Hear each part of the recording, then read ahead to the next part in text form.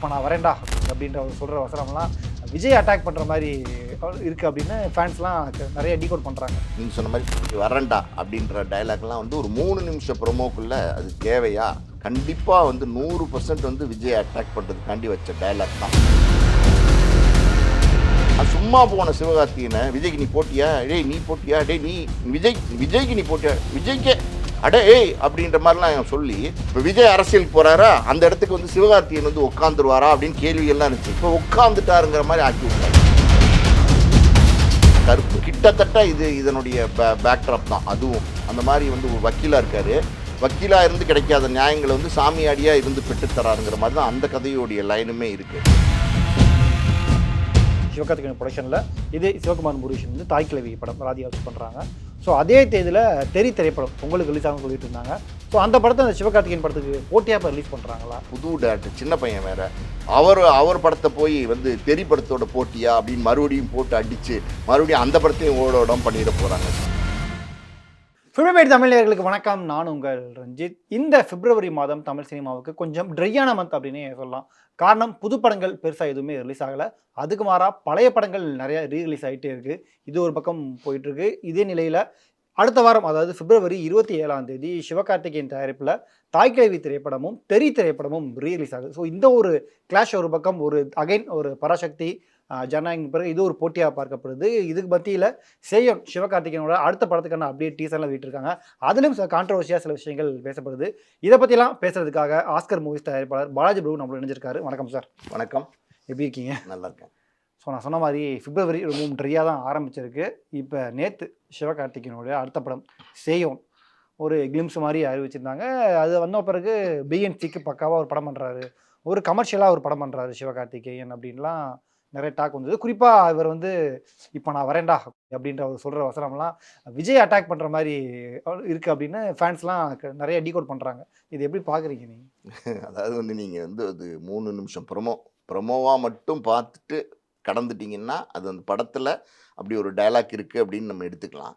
ஆனால் ஒரு 3 நிமிஷம் ப்ரொமோக்குள்ளே பார்த்தீங்கன்னா அதாவது வந்து எப்படி சொல்கிறது, பட்டாளத்துக்கும் போராட்டத்துக்கும் போயிட்டு இருந்த ஆளை வந்து வாடான்னு நீங்கள் இந்த வந்தான் பாரு அப்படிங்கிற மாதிரி ஒரு டைலாக்கு, நீங்கள் சொன்ன மாதிரி வரேன்டா அப்படின்ற டைலாக்லாம் வந்து ஒரு 3 நிமிஷம் ப்ரொமோக்குள்ளே அது தேவையா, அதுக்கு என்ன நெசசிட்டி அப்படின்னு உள்ள டீகோட் பண்ணி பார்த்தீங்கன்னா கண்டிப்பாக வந்து 100% வந்து விஜய் அட்டாக் பண்ணுறதுக்காண்டி வச்ச டைலாக் தான். விஜய் அட்டாக் பண்ணுறாரோ இல்லையோ, விஜய் ரசிகர்களை அட்டாக் பண்ணுறதுக்காண்டி வச்ச டைலாக் தான். அதாவது அவர் வாட்டில் வந்து அவர் வழியில் போயிட்டு இருந்தார் சிவகார்த்திகேயன், அதான் உண்மை. ஆனால் பார்த்தீங்கன்னா இந்த பராசக்தி ஜனநாயகன் இப்போ ஒன்றா ரிலீஸ் ஆகுதுன்னு சொல்லி ஏகப்பட்ட பிரச்சனை. அதாவது சோஷியல் மீடியாவில் பார்த்தீங்கன்னா பராசக்தி ஜனநாயகனை எப்படி ஒன்றா வரலாம், விஜய்க்கு போட்டி எப்படி சிவகார்த்திகேயன் வரலாம், இது 9ஆம் வருது 10ஆம் வருது ஊன்னு சொல்லி சிவகார்த்திகேயனை பார்த்தீங்கன்னா வச்சு செஞ்சுட்டாங்க. உண்மையாலுமே அந்த படம் ரிலீஸ் ஆனதுக்கப்புறம் கூட பயங்கரமாக நெகட்டிவிட்டி ஸ்ப்ரெட் பண்ணாங்க. டோட்டலாக பார்த்தீங்கன்னா படம் நல்லா இல்லை, ஒன்றுமே இல்லை, குப்பை, அப்படி இப்படின்னு நெகட்டிவிட்டி ஸ்ப்ரெட் பண்ணி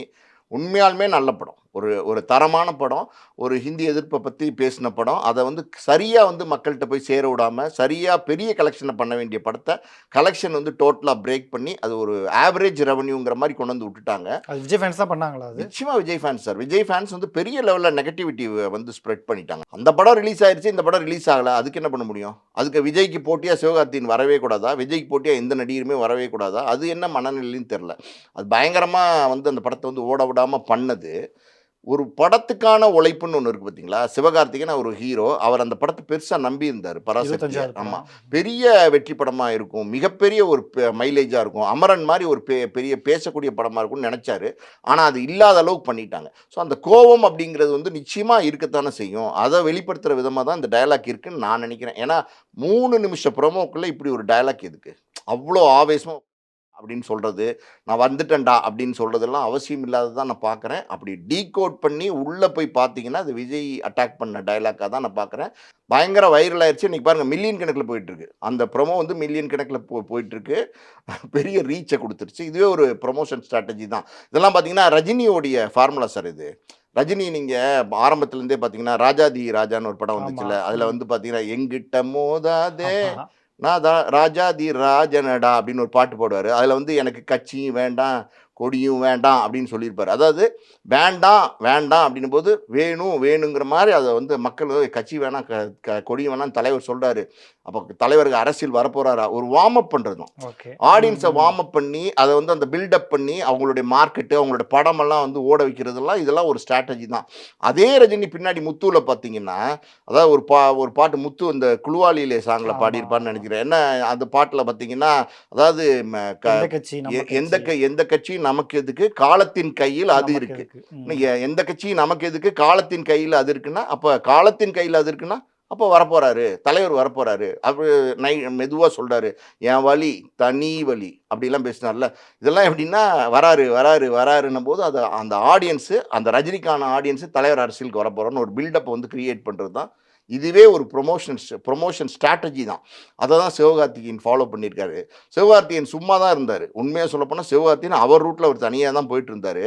இப்போ பார்த்தீங்கன்னா சும்மா போன சிவகார்த்திகேயனை விஜய்க்கு நீ போட்டியா, டேய் நீ போட்டியா, டேய் நீ விஜய்க்கு நீ போட்டியா, விஜய்க்கே அடே ஏய் அப்படின்ற மாதிரிலாம் சொல்லி இப்போ அவங்களே வந்து எப்படின்னா அதாவது ரொம்ப லேட்டாக வந்து 10-15 வருஷம் தான் ஆயிருக்கு. 15 வருஷத்துக்கு முன்னாடி வந்து சிவகார்த்திகேயனை 35 வருஷத்துக்கு முன்னாடி வந்து சூப்பர் ஸ்டாராக இருக்கிறார் விஜய். இன்னைக்கு மார்க்கெட்டில் பிஸ்னஸில் எல்லாத்துலேயுமே அவரோட இணையாக இவங்களே வந்து இணை வச்சு அதாவது ஈக்குவல் பண்ணி இன்னைக்கு வந்து நிஜமாவே வந்து விஜய்க்கு சிவகார்த்திகேயன் போட்டிங்கிற மாதிரி ஒரு பிம்பத்தை வந்து இவங்களே கிரியேட் பண்ணி இப்போ விஜய் அரசியலுக்கு போறாரா அந்த இடத்துக்கு வந்து சிவகார்த்திகேயன் வந்து உட்காந்துருவாரா அப்படின்னு கேள்விகள்லாம் இருந்துச்சு. இப்போ உட்காந்துட்டாருங்கிற மாதிரி ஆக்கி விட்டாங்க.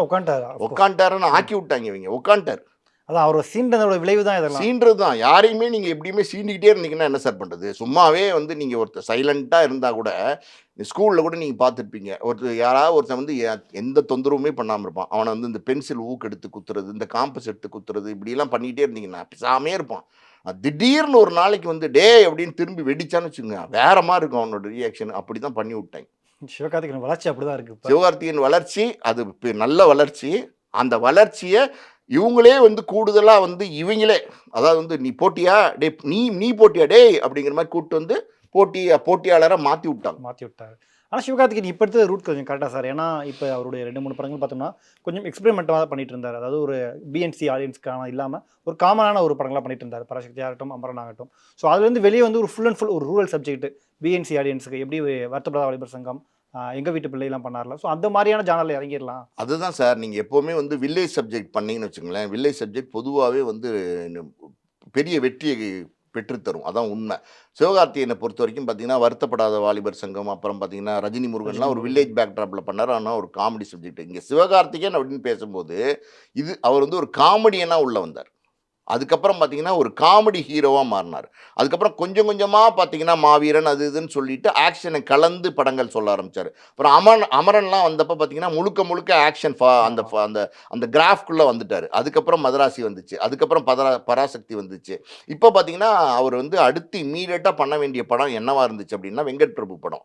அது ஒரு சயின்ஸ் ஃபிக்ஷன் படம்.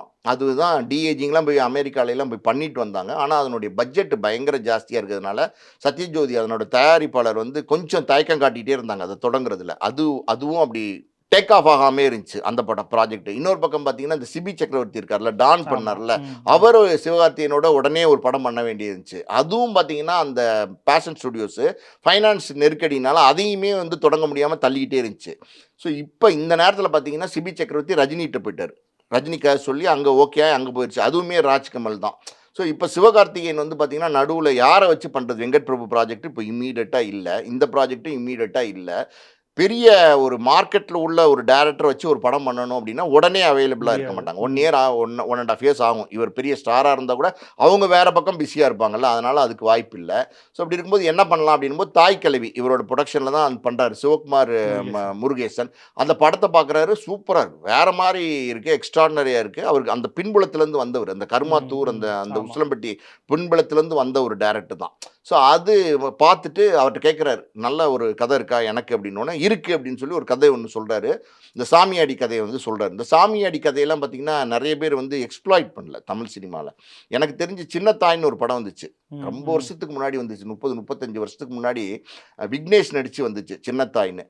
அதில் வந்து வினு சக்கரவர்த்தி வந்து சாமியாடியாக வந்து நடிச்சிருப்பார். அந்த அந்த அந்த கோட்டைக்கு போறான் அந்த மாதிரி ஒரு பாட்டு கோட்டைக்கு கூட போவோம். இருக்கும்போது ஆமா. வேட்டைக்கு போறான் அப்படின்னு அந்த அந்த அந்த படம் வந்து சாமியாடி பேக்ட்ராப்ல வந்துச்சு. அதுக்கப்புறம் ரொம்ப நாளா வந்து சாமியாடி பேக்ட்ராப்ல இல்லாம இருந்துச்சு. உண்மையாலுமே நல்ல பேக்ட்ராப் இது.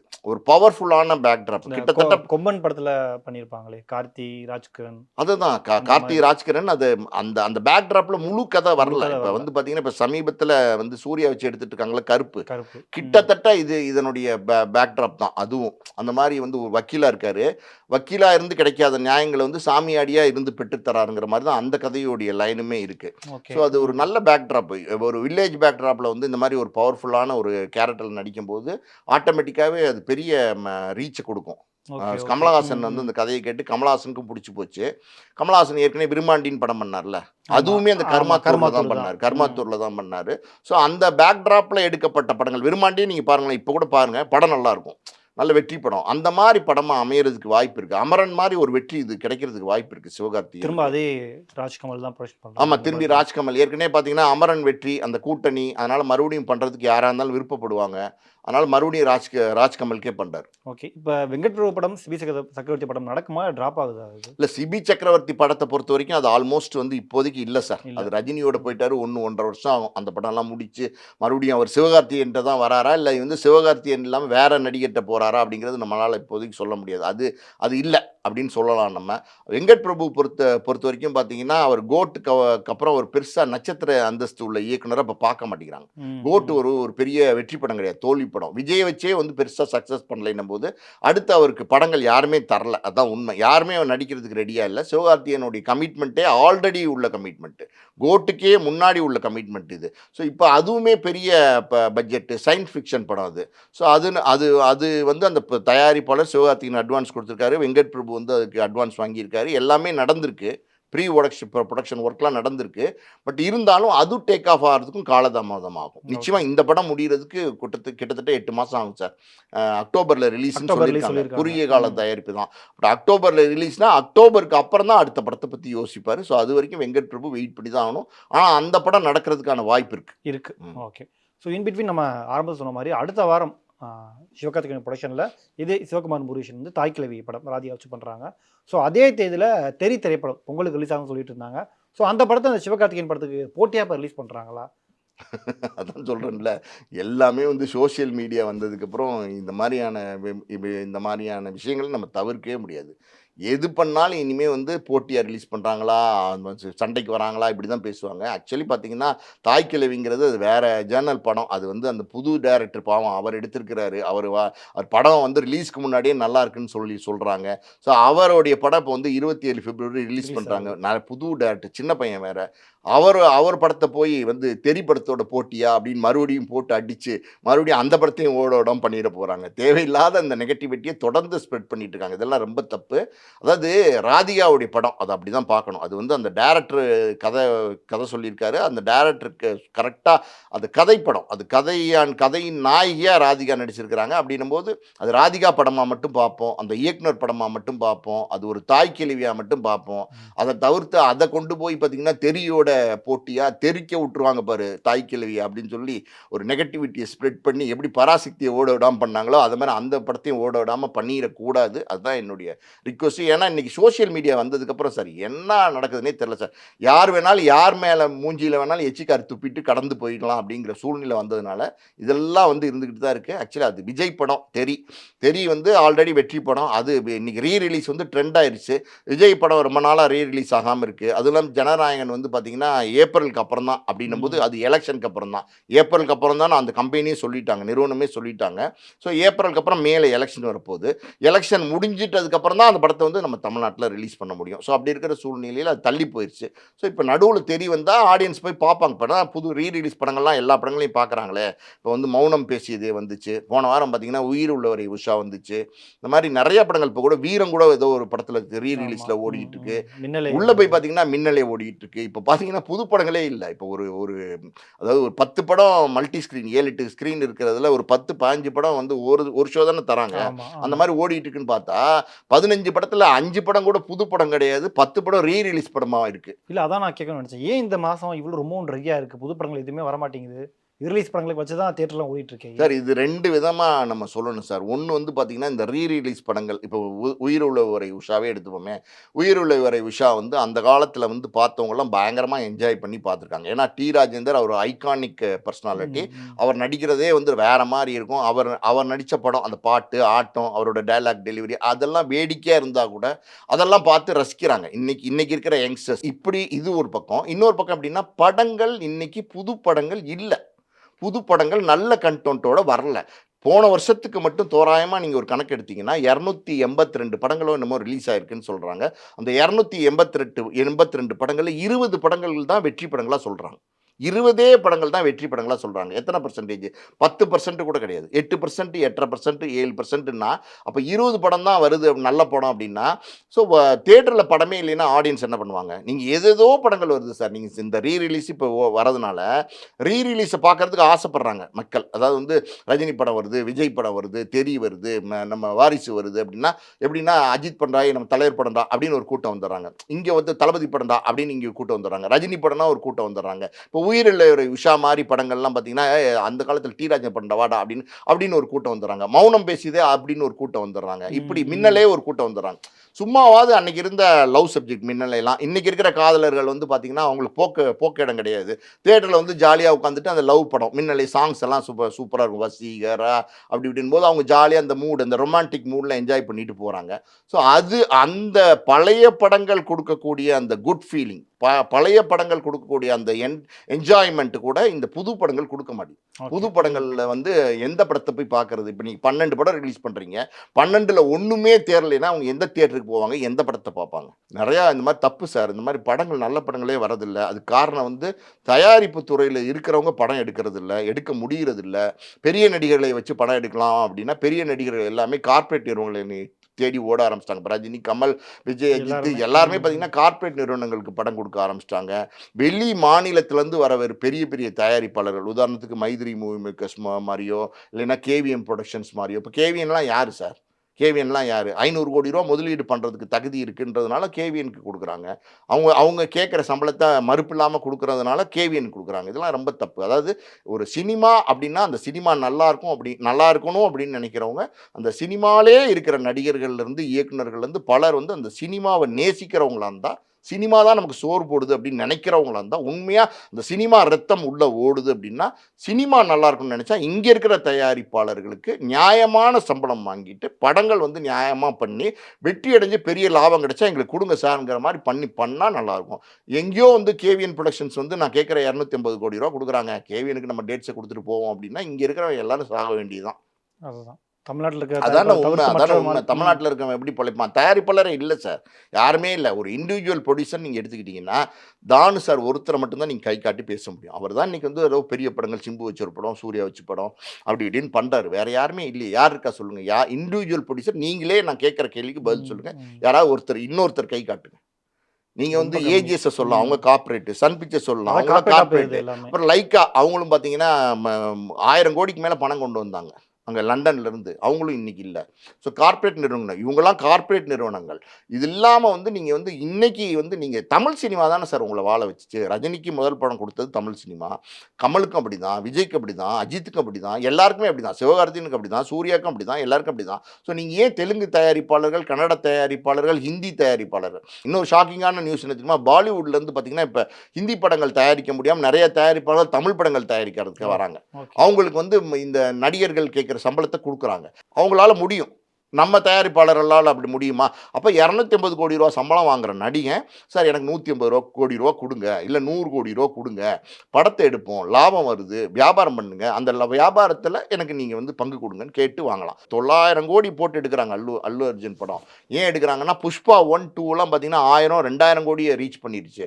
ஸோ பெரிய வைடர் மார்க்கெட் இருக்குது. அவன் என்ன பண்ணுறான்? புஷ்பாவில் வந்து வெறும் கமர்ஷியல் தான், வேற என்ன இருக்குது? புஷ்பாவில் ஏதாவது கருத்து சொல்லியிருக்கானா? ஏதாவது நாட்டு பிரச்சனையை பேசியிருக்கானா? ஒன்றுமே கிடையாது. ஆனால் எப்படின்னா, அது ஏன் வந்து 1000 கோடி கலெக்ட் பண்ணுது? அதை நம்ம யோசிக்கணும். அது ஏன் 2000 கோடி கலெக்ட் பண்ணுது? இப்போ கேஜிஎஃப் எப்படி 2000 கோடி கலெக்ட் பண்ணுது? ஒரு காந்தரா, ஒரு கன்னட படங்காரன் வந்து எப்படி 1000 கோடியை தாண்டுறான்? அவனால் முடியுதுங்கிறது நம்மளால ஏன் முடியல? அப்படின்னா அவன் எடுத்துக்கிட்ட கண்டென்ட் மசாலா கண்டென்ட்டாக இருந்தால் கூட, புஷ்பாவை சொல்கிறேன், அந்த மசாலா கண்டென்ட் வந்து ஆடியன்ஸ்க்கு முழுசாக கொடுக்குறாங்க. முழுக்க மசாலா இருந்தால் வச்சுக்கோ, அப்படின்னு கொடுக்குறான். அப்போ அந்த மாதிரி படங்களும் நம்ம கொடுக்கறது இல்லை. நம்ம என்ன பண்ணுறோம், கூலியில் ரஜினிகாந்த் இருக்காரு. ரஜினிகாந்த் இருக்கும்போது ஊரில் உள்ள ஸ்டாரெல்லாம் எதுக்கு கொண்டு வரணும்? ஸோ போக போக இந்த பிரச்சனைகள்லாம் தமிழ் சினிமாவில் மாறும் அப்படின்னு நம்ம நம்புவோம். உங்கள் கருத்துக்களை பயந்துக்கிட்டது ரொம்ப நன்றி சார்.